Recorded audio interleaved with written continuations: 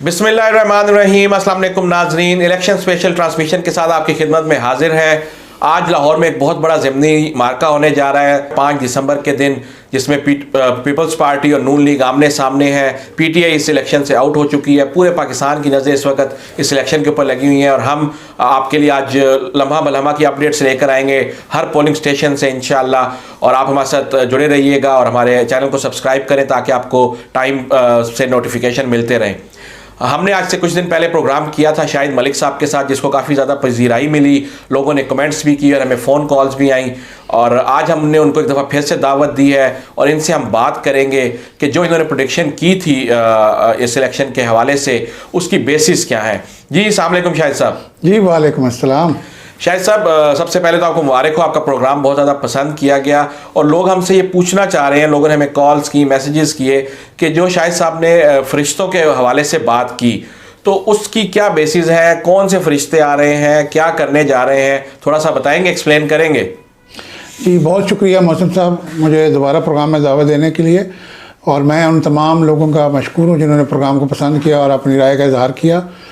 तो जहाँ तक बात फरिश्तों की है तो मोहसिन साहब देखें, इंसान भी बुनियादी तौर पे एक फरिश्ता सिफत इंसान है, जिसको लोग अक्सर अगर अच्छा काम करे तो लोग कहते हैं फलां इंसान फरिश्ता नुमा शख्स है। तो फरिश्ते से मुराद कोई वो वाले फरिश्ते नहीं है जो अल्लाह ताला के मलाइका हैं। और जहाँ तक भुट्टो साहब की पार्टी पीपल्स पार्टी के हवाले से जो कि मैंने प्रेडिक्शन की है, तो पीपल्स पार्टी का एक बड़ा मशहूर नारा है जो कि मोहतरमा बेनज़ीर भुट्टो भी अक्सर लगवाया करती थी, और उन्हें अपने आखिरी जलसे में भी रावलपिंडी में ये नारा लगवाया था कि कल भी भुट्टो ज़िंदा था, आज भी भुट्टो ज़िंदा है। तो भुट्टो साहब जिस पार्टी का सरबराह ज़िंदा हो और वो आलम अरवा में हो, तो आलम अरवा से हो सकता है वो कुछ फरिश्ते अपने साथ ले आएँ और आकर उनसे वोट कास्ट करवा लें। तो मेरा फरिश्तों से मुराद कोई ख़ास वो नहीं था, वो एक अज़राए मजाक कह लें आप, या एक प्रोग्राम का एक ख़ास इशारा होता है जो समझने वाले समझ जाते हैं। तो फरिश्तों से मुराद बस वहीं तक था। अच्छा, दूसरा आपने पीपल्स पार्टी के जीतने की प्रेडिक्शन की थी, तो इसके पीछे क्या फैक्टर्स हैं जो आप समझते हैं कि पीपल्स पार्टी इस दफ़ा इलेक्शन जीत जाएगी? क्योंकि ग्राउंड पे हम जो कवरेज कर रहे हैं, जो हमने देखा है, नून लीग काफ़ी ज़्यादा स्ट्रॉन्ग नज़र आ रही है। कल पीपल्स पार्टी की रैली भी हमने कवर की, उनका जलसा भी एंड पे दिखाया, लेकिन ग्राउंड में जो है वो नून लीग ज़रा ज़्यादा स्ट्रॉन्ग नज़र आ रही है। जी बिल्कुल, मैं आपसे इत्तफाक करता हूँ। मैंने पिछले प्रोग्राम में भी कहा था कि ग्राउंड के ऊपर स्ट्रीट पावर जो है मुस्लिम लीग नून के साथ है। ज़ाहिर बात है, उनका लाहौर उनका एक आबाई शहर है और वहाँ उन्होंने 30-35 साल से हुकूमत की है। तो लाहौर के अंदर जैसे पीपल्स पार्टी का लाड़काना में गढ़ है, लाहौर नून लीग का गढ़ है। मगर मैंने जो पीपल्स पार्टी प्रोटेक्शन की बात की थी, जहाँ तक इस्टेब्लिशमेंट की बात है वो तो एक अलग है। लेकिन अगर इस्टेब्लिशमेंट से हट कर भी मैं इसका तजिया करूँ तो मैं कुछ इस तरह से करूँगा कि पीपल्स पार्टी पिछले इलेक्शन में जब ये 2018 के इलेक्शन हुए तो पीपल्स पार्टी के उम्मीदवार ने शायद को 5-7 हज़ार वोट हासिल किया था, जबकि जीतने वाले उम्मीदवार जिनका तल्लुक़ मुस्लिम लीग नून से था, जनाब परवेज़ मलिक मरहूम साहब, उन्होंने कोई 89-90,000 करीब वोट हासिल किए थे। जबकि रनर अप जो आए थे वो पीटीआई के एजाज चौधरी साहब आए थे, जिन्होंने 77,000 के करीब वोट हासिल किए थे। तो अब चूँकि पीटीआई के जब 77,000 वोट आप माइनस कर देंगे टोटल वोट में से पीपल्स पार्टी का वोटर, तो अब वो वोटर जो है वो सारे का सारा वोटर तो इमरान खान के इशारे पे घर में नहीं बैठेगा कि आप समझेंगे वो वोटर घर में खामोश साइलेंट किरदार अदा कर, वो वोटर पोलिंग स्टेशन में आएगा। कुछ वोटर इतने जनूनी हैं कि जो नून लीग से इस हद तक नफरत करते हैं कि वो अपना वोट पीपल्स पार्टी के बैलेट बॉक्स में डाल देंगे, पीपल्स पार्टी की झोली में डाल देंगे, लेकिन नून लीग को जीतने नहीं देंगे। तो मैंने जो मेरा ज़ाती मैंने इसके ऊपर वर्किंग की है और अब तक के जो मेरे वो हैं नज़रिए के मुताबिक पीपल्स पार्टी का अपना वोट बैंक जो भी इस हल्के में उनका है 5,000 10,000 वो तो उनको पड़ेगा। जियाला कभी भी वोट पीपल्स पार्टी से हट के नहीं देता। अब जो एक्स्ट्रा वोट पीपल्स पार्टी को पड़ने जा रहा है ना, जिसमें मैं समझता हूँ कि सबसे बड़ा जो इनको पीपल्स पार्टी को सपोर्ट हासिल हुई है वो तो खामोश हमायत है पीटीआई के वोटर्स की, जो कि कल वोट पोलिंग स्टेशन पे आके पीटीआई के हक में पीपल्स पार्टी के हक में वोट डालेगा। दूसरे नंबर पर मैं समझता हूँ पाकिस्तान अवामी तहरीक पैट जिसका नाम है, ठीक है जी। पहले इस्टेब्लिशमेंट ने शेर को बैट से मरवाया, इस दफ़ा लगता है पैट से मरवाएंगे, ठीक है जी। तो पाकिस्तान अवामी तहरीक जो कि डॉक्टर तहल कादरी साहब की जमात है, और डॉक्टर तहल कादरी साहब हमेशा से प्रो इस्टेब्लिशमेंट रहे हैं, और उन्होंने आपने देखा होगा जरदारी साहब के दौर हुकूमत में भी एक धरना जाके इस्लामाबाद में दिया था, और फिर नवाज शरीफ साहब के दौर में भी उन्होंने एक धरना दिया। तो वो इन दोनों पार्टियों के सियासत के ख़िलाफ़ थे और उन्होंने पिछले दफ़ा नारा लगाया था कि सियासत नहीं रियासत बचाओ। तो मैं समझता हूँ कि उस जमात का पीपल्स पार्टी की हमायत करना है NA 133 में, इसके पीछे मुझे वो जो मैं कहता हूँ इस्टेब्लिशमेंट का हाथ नज़र आता है, क्योंकि ये एक ऐसा हल्का है जहाँ पे तहरीक मिन्हाजुल कुरान का मेन मरकज़ी ऑफिस है इस हल्के के अंदर, और उनका इंटरनेशनल सेक्रेटेरिएट यहाँ पे है, उनका मिन्हाजुल कुरान यूनिवर्सिटी है, उनका एक दरबार गौसिया यहाँ पे है, तो उनका एक अच्छा खासा वोट बैंक। और आपको याद होगा मोहसिन साहब के इस हल्के से डॉक्टर तालुक कादरी साहब खुद भी MNA मुंतखब हो चुके हैं माजी में, 2002 के इलेक्शन जी बिल्कुल, वो मुंतखब हुए थे। तो उनका एक अपना यहाँ पे असर रसूख है, और मिन्हाजुल कुरान का वोट बैंक भी पीपल्स पार्टी के पलड़े में जा रहा है।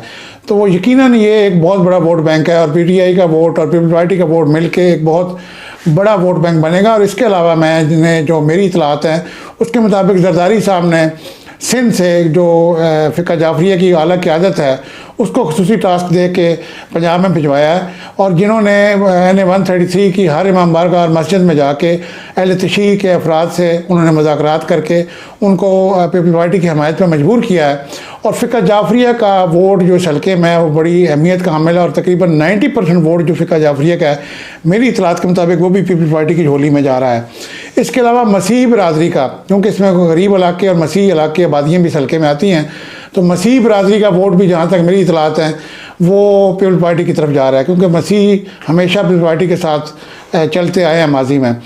तो ये हल्का, इसमें माजी में भी पीपल्स पार्टी जीतती रही है। अगर आपको मैं 1988 के इलेक्शन जब बेनज़ीर पहली दफ़ा मोहतरमा प्राइम मिनिस्टर बनी थी, तो यहाँ से ख्वाजा तारिक रहीम साहब पीपल्स पार्टी के उम्मीदवार जीते थे और बाद में वफाकी वज़ीर पार्लिमानी अमूर भी बने थे। उसके बाद शायद यहाँ से जहांगीर बदर साहब भी एक दफ़ा जीते हैं, उसके अलावा यहाँ से तालुक कादरी साहब भी जीते हैं, उसके अलावा यहाँ से लियाकत बलोच साहब जमात इस्लामी के, वो भी इस हल्के से जीत चुके हैं। तो ये हल्का कोई नून लीग का वो ऐसा हल्का नहीं है कि नून लीग यहाँ से हमेशा से जीतती आ रही है, यहाँ माजी में भी अपसेट हो चुका है।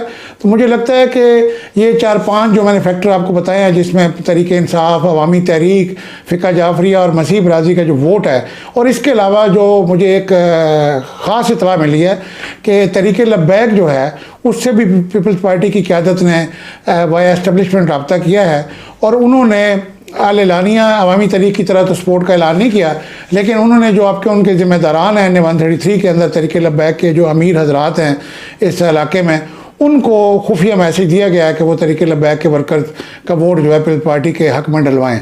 तो क्योंकि नून लीग के ख़िलाफ़ तहरीक लब्बैक एक नफ़रत रखती है, क्योंकि उन्होंने नमूस रसालत बिल और नमूस रसालत के ख़िलाफ़ कुछ कानून साजी की थी, जिसकी साद रिजवी साहब के ख्याल में नून लीग से पीपल्स पार्टी किसी हद तक बेहतर है, क्योंकि तहरीक लब्बैक खुद मैदान में नहीं है, इसलिए वो पीपल्स पार्टी को वोट हो सकता है इस्टेब्लिशमेंट के कहने पे दें।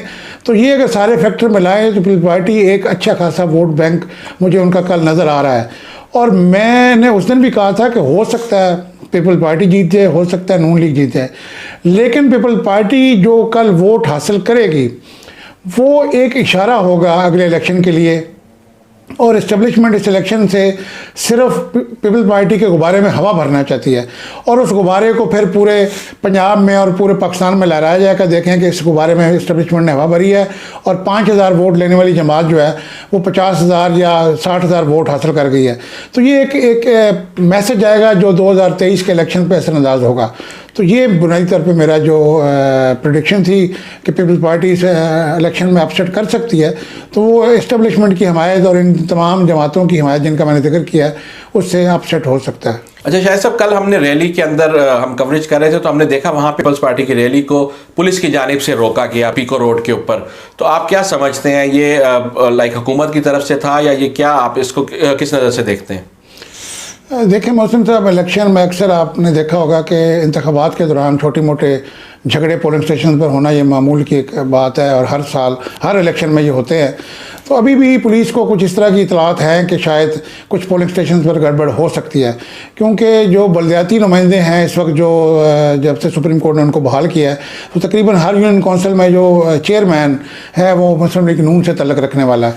तो इसीलिए पुलिस को है कि उन्होंने कुछ उनको इतलात मिली, मुखबर ने इतला की कि शायद कुछ पोलिंग स्टेशन पर हंगामा खड़ा किया जाए, जिसकी वजह से फिर पुलिस के आला काम ने ये फैसला किया कि वो तमाम पीपल्स पार्टी के और नून लीग के ज़िम्मेदारान से और जो उनके बलदियाती पंचायती नुमाइंदे हैं या जो उनके पोलिंग एजेंट्स हैं उनसे श्योरिटी बॉन्ड लिए हैं कि जी आप इलेक्शन के दौरान कोई गड़बड़ नहीं करेंगे, लड़ाई झगड़ा नहीं करेंगे।